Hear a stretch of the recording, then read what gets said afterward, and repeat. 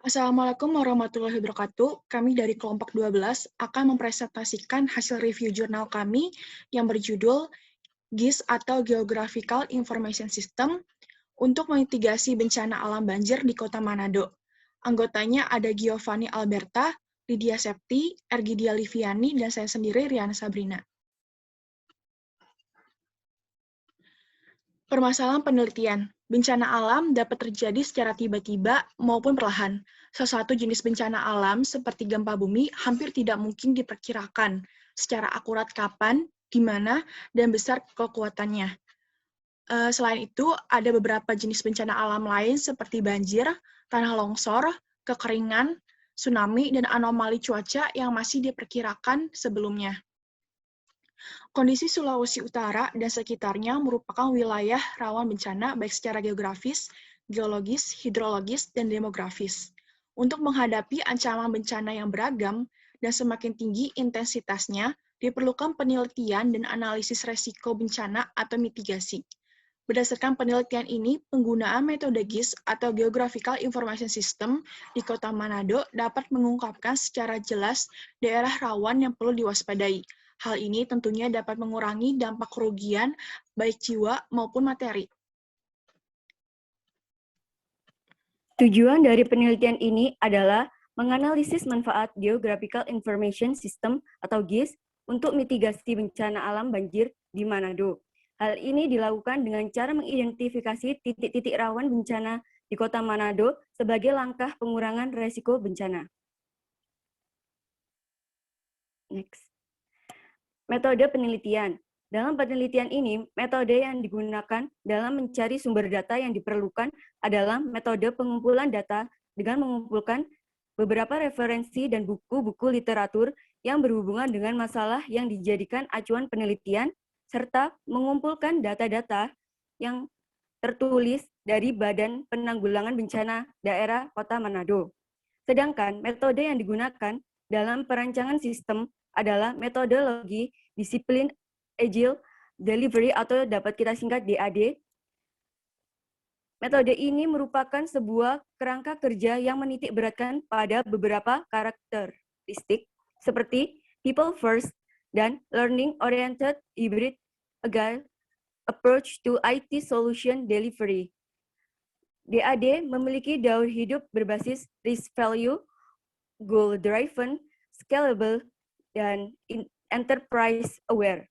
Daur hidup, DAD memperluas siklus konstruksi Scrum dalam 3 hal penting, yaitu 1.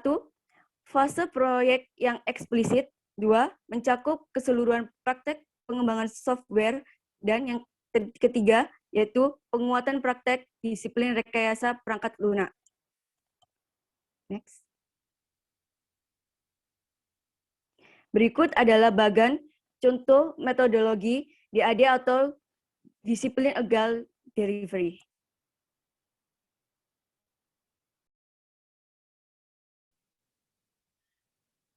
Selanjutnya saya akan membahas mengenai kontribusi terhadap sustainability.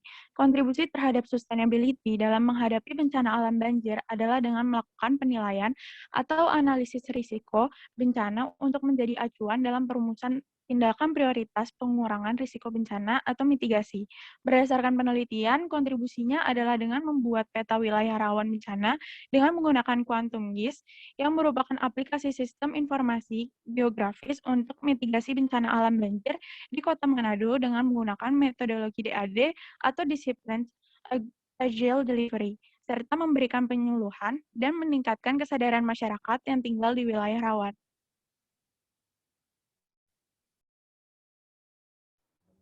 Nah, setelah kita membahas mulai dari awal, mulai dari permasalahan, tujuan, metode, hingga kontribusinya, maka dapat kita simpulkan dari hasil penelitian peneliti ini tadi bahwa dengan adanya GIS atau Geographical Information System untuk mitigasi bencana alam banjir di Kota Manado ini memperoleh hasil bahwa GIS ini akan memudahkan untuk mengetahui informasi mengenai daerah rawan banjir sendiri.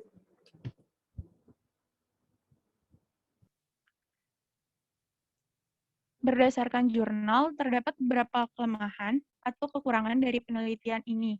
Antara lain, yang pertama, kurangnya jumlah data yang mencakup seluruh daerah rawan banjir di Kota Manado. Yang kedua, tidak adanya informasi peraturan pemerintah untuk 5 tahun ke depan mengenai rencana mitigasi untuk daerah rawan banjir.